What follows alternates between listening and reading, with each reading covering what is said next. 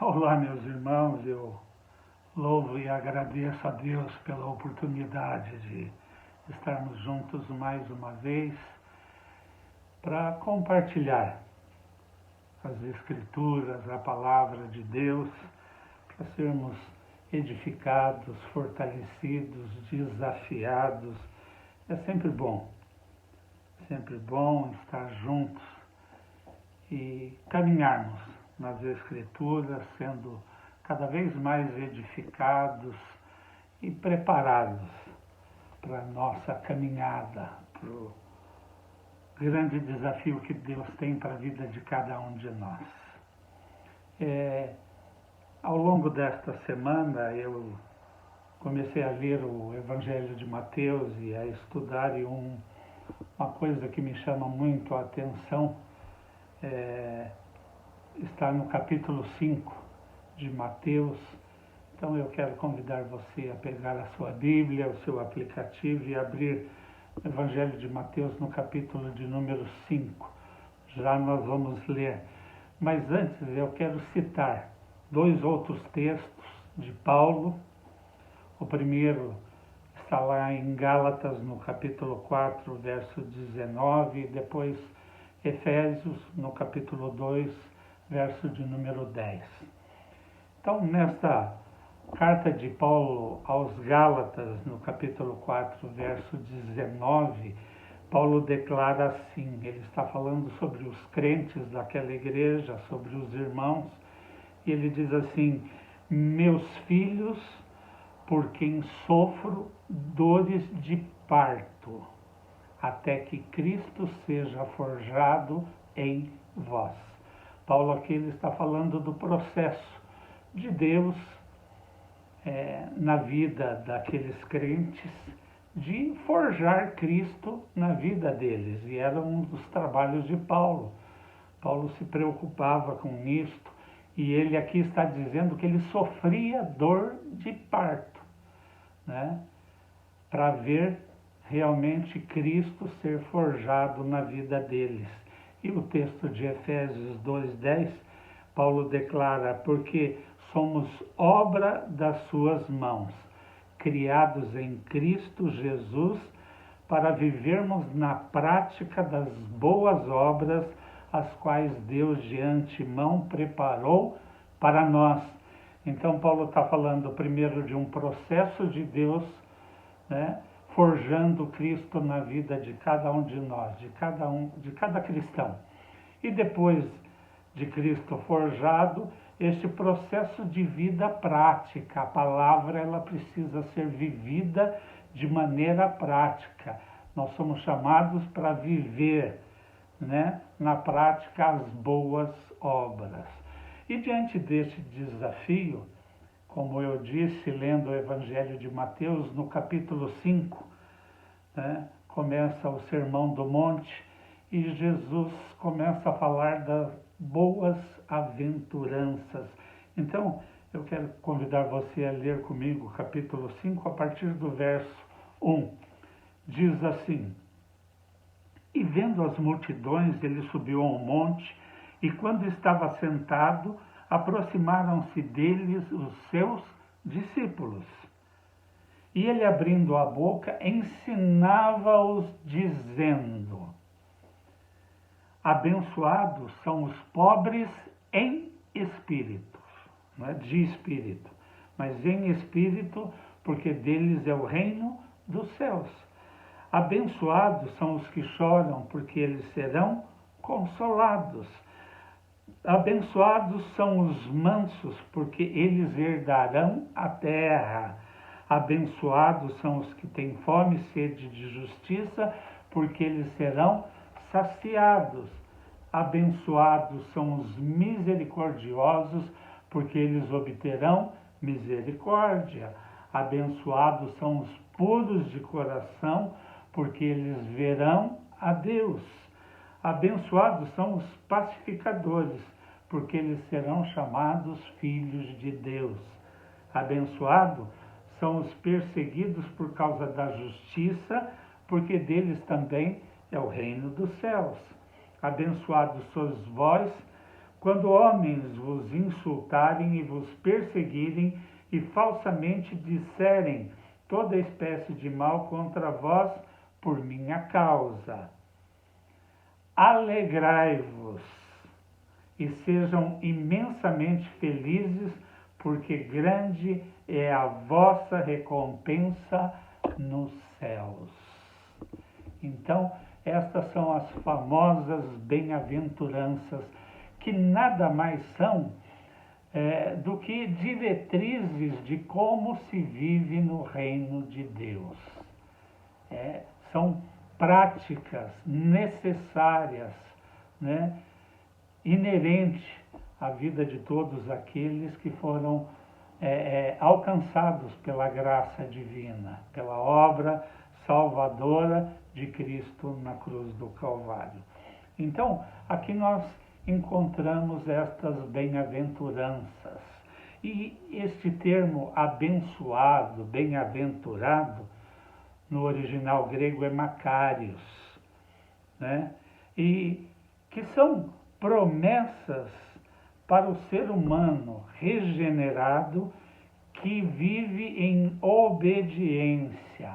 Então, são promessas para aqueles que são dependentes de Deus e estão debaixo do seu governo, do seu domínio. Então, estas são promessas para o ser humano, de uma maneira geral, né, para aqueles que foram alcançados, como eu disse, pela misericórdia e graça de Deus e foram transformados em filhos. Então, são promessas ligadas à obediência, diferente das promessas que são fruto da graça, como a salvação, que são imerecidas. Aqui existe mérito, né? Nós vamos ver aqui práticas que trazem bênção sobre a nossa vida, sobre a vida de todos aqueles que vivem de maneira prática, né, estes princípios. Então, fica claro quando nós lemos o texto aqui que Jesus começou a ensinar os seus discípulos. Então, são promessas para um grupo exclusivo de pessoas. São para os discípulos fiéis do reino de Deus. E elas revelam, né, a extraordinária carga de felicidade e bênção que desfrutarão aqueles que as colocarem em prática. Então, um grande desafio nosso é viver de maneira prática estas verdades. E eu quero trabalhar sobre isso por algumas semanas para que a gente possa entender, né? Não são coisas fáceis, simples, mas tremendas, e Deus vai nos ajudar, o Espírito Santo vai nos capacitar a vivermos cada uma delas de maneira prática. Nós somos criados em Cristo, chamados para estas boas obras, para viver de maneira prática. E através desta vivência, Deus possa ser glorificado através das nossas vidas. É um baita de um desafio, né?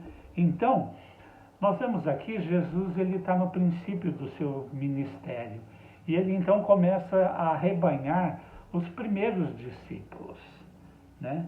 Arrebanha, e então, neste Sermão do Monte, né, ele começa a ensinar esses discípulos. E importante nós entendermos, né, que a retidão que agrada a Deus, né, é aquela que está relacionada ao nosso próprio caráter, né? Não tem nada a ver com uma aparência exterior, mas é fruto de uma vida transformada no seu interior, no homem interior, como Paulo costuma citar, como ele costuma dizer. Então, é resultado de uma vida transformada pela obra de Cristo na cruz, na vida de todo aquele que creu e recebeu Jesus como Senhor e Salvador, e recebeu né, como Ezequiel declara, um coração novo, um espírito novo. E o Espírito Santo de Deus foi colocado dentro desta pessoa e ela se tornou capaz, sim, de viver de maneira prática estas verdades de Deus. Então, nós somos convidados a isso. Então, é importante entender que não é uma mudança externa. Sabe, aquela pessoa que quando está na reunião, né, como a gente diz na igreja, né, porque a igreja nada mais é do que um local de reunião.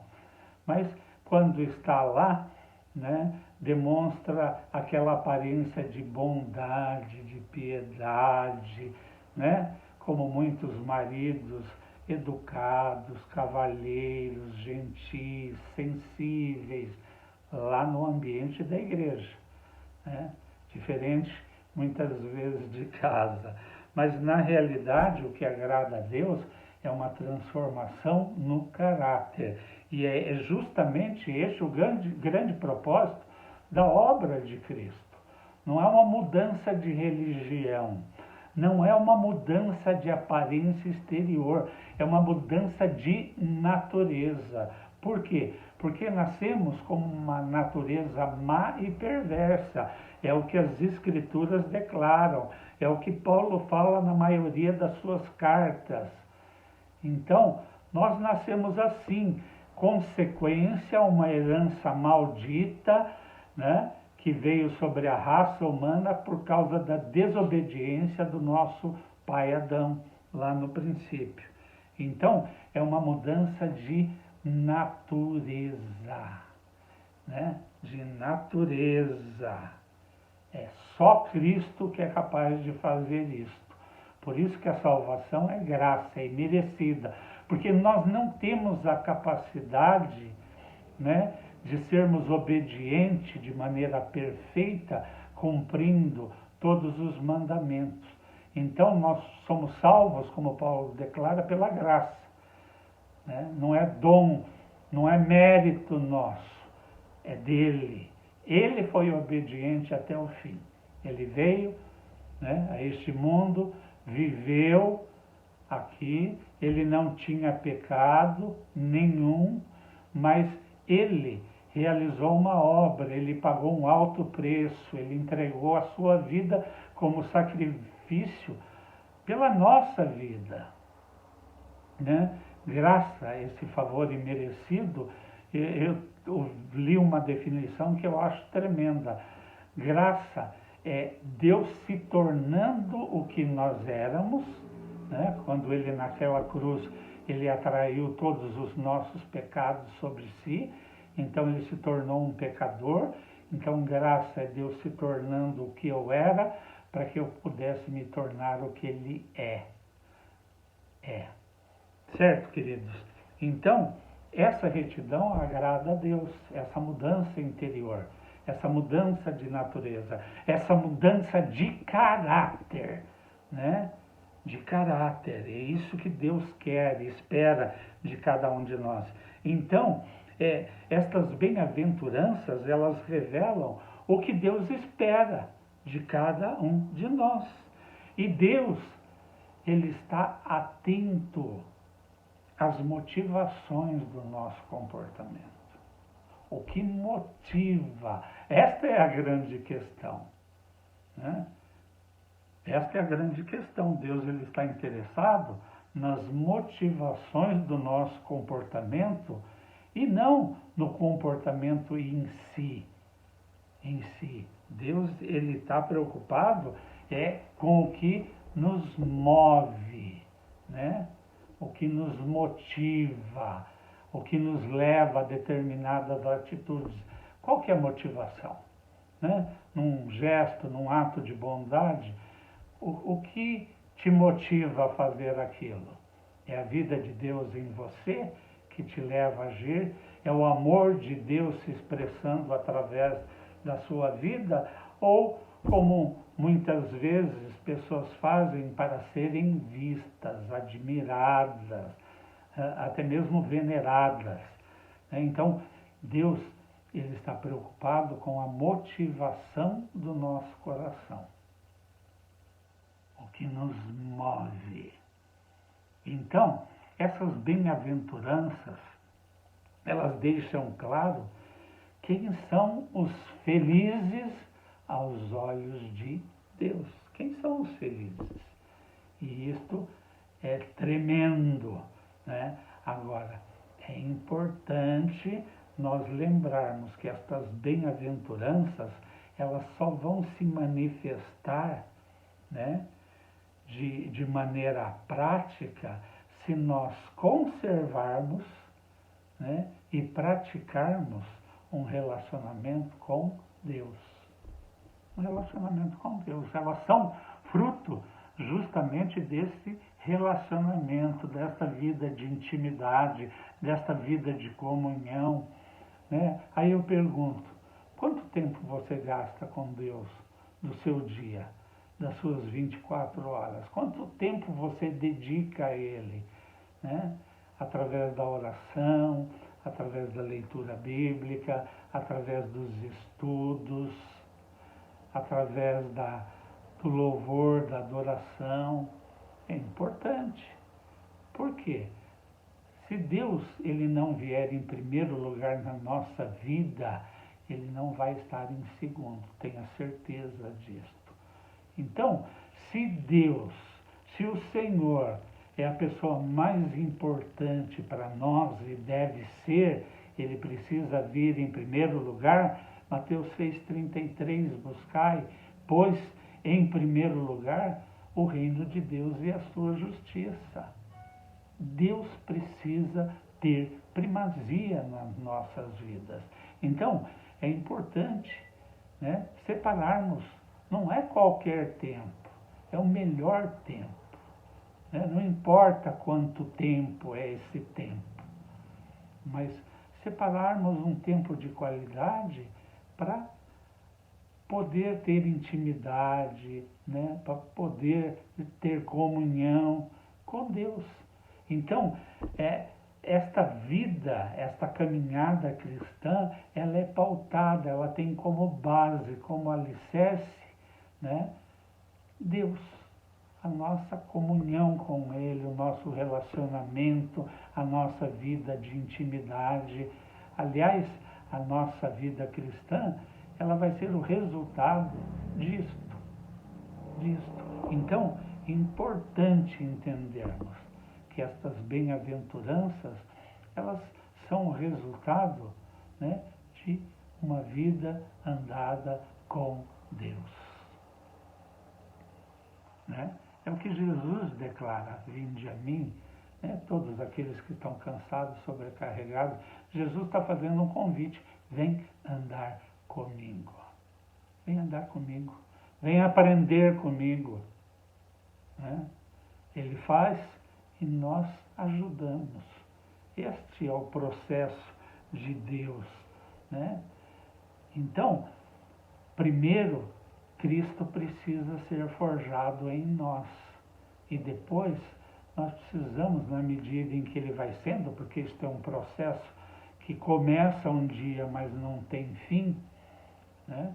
Porque nós somos aperfeiçoados, como diz as Escrituras, de glória em glória. Quer dizer, dia a dia, Deus vai trabalhando nas nossas vidas e vai forjando Cristo na vida de cada um de nós. Para quê? Porque nós somos criados para ser a expressão desta imagem e semelhança. É só você ler Gênesis, o princípio da criação. Deus criou o homem, a sua imagem e a sua semelhança. E esta imagem e semelhança não é física.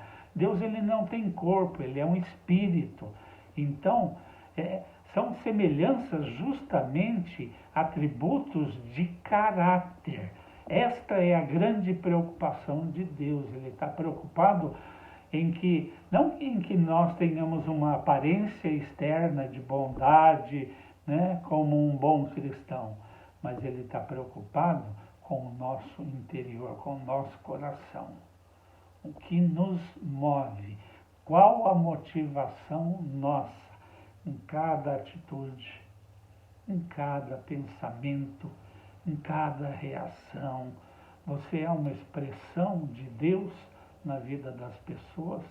Você é um canal de bênção para a vida das pessoas. Você é um canal de Deus, de expressão do grande amor de Deus por ela, né? Nós somos chamados para ser esta expressão. E quando nós vivemos de maneira prática, vamos começar por aqui, estas bem-aventuranças, né? Além do benefício que nós recebemos nessa vida e na futura, né? Porque o versículo 12 ele é bem claro, né? Daqui a pouco nós vamos ler de novo, quando ele diz o que nos está proposto, né? São bênçãos sem medidas. Então, importante que é uma vida real, verdadeira. E ela é o resultado da nossa vida de intimidade com Deus. É assim que acontece. Então, essas práticas, nós vamos estudar cada uma delas, né? Elas constituem para nós, para cada um de nós, uma responsabilidade e um privilégio. Todo cidadão do reino de Deus, né, tem essa responsabilidade e esse privilégio de viver de maneira prática essas bem-aventuranças. Isso vai redundar em bênção, em benefícios, né, para a vida pessoal, familiar, enfim, para as pessoas do nosso próprio convívio, mas principalmente no futuro, né? Mas como cidadãos do reino de Deus, nós somos convidados a viver de maneira prática estes princípios. Então, né, vivendo de maneira prática, nós entendemos que os pobres em espírito, né, como diz as Escrituras, vão receber o reino. Os que choram vão ser consolados. Os mansos vão herdar a terra, né? Os que têm fome e sede de justiça são saciados, né? Os misericordiosos vão receber misericórdia, né? Vão ver Deus, os mansos vão ver Deus, né? E vão ser chamados filhos de Deus. Então, promessas tremendas de Deus, essas bem-aventuranças. E o versículo 12 declara assim: alegrai-vos e sejam imensamente felizes, porque grande é a vossa recompensa nos céus. São os famosos galardões de Deus que todos aqueles que viverem a prática dessas verdades vão vivenciar, vão viver, vão receber. Promessa de Deus para a sua vida. Para você, meu querido, minha querida, para você, meu irmão de fé, para você, né, que creu e recebeu Jesus como Senhor e Salvador da sua vida e teve sua vida transformada. O convite do Senhor é que você viva estas bem-aventuranças de maneira prática. Viva, viva. É vida prática, é isto que Deus espera de nós. O próprio Tiago, né, ele declara que aquele que é somente ouvinte da palavra de Deus, ele está enganando a si mesmo. Nós devemos ser praticantes da palavra, viver de verdade. Por quê? Porque isto glorifica a Deus. Isto glorifica o Deus e Pai. Isto glorifica o Senhor Jesus. Isto glorifica o Espírito Santo. Deus Trino, a Santíssima Trindade. Então, fica aqui, né, não é somente um convite, mas é um desafio para cada um de nós. Aprendermos sobre estas verdades, estes princípios e com o grande propósito de vivê-los de maneira prática. Então fica aqui o meu desafio para você. Ao longo das próximas semanas, nós vamos estar nos aprofundando, né, neste tema, em cada uma destas bem-aventuranças. E vai ser bênção para a vida de cada um de nós. Que você tenha uma semana abençoada, uma semana de vitória, uma semana de conquistas, de avanços, em todos os sentidos. Que você e toda a sua casa sejam abençoados por Deus, cuidados, protegidos, sustentados, acima de tudo, guiados, conduzidos, porque Ele nos guia pelo verdadeiro caminho que nos leva a Deus. Então, Deus abençoe você, obrigado pela sua assistência. Se abençoou a sua vida, compartilhe este vídeo com outras pessoas. Vamos espalhar o Evangelho, vamos ser instrumento para abençoar vidas, né, próximas a nós principalmente. Em nome de Jesus. Amém e amém. Até nosso próximo encontro. Um beijo.